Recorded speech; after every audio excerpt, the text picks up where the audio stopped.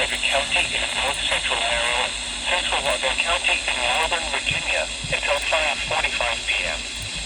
At 4:56 p.m., a severe thunderstorm was located over Leesburg, moving more than 10 miles per hour.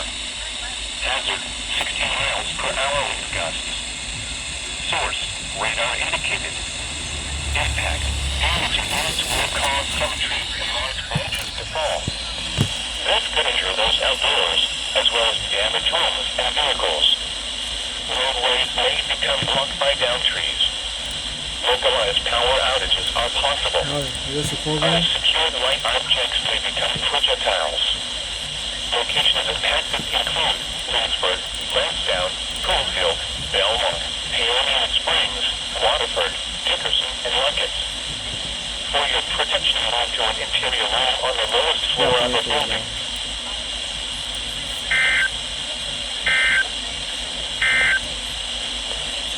Alrighty. Also, Tropical Storm Brett got named, so I had to warn my friend. Oh, it was for this storm.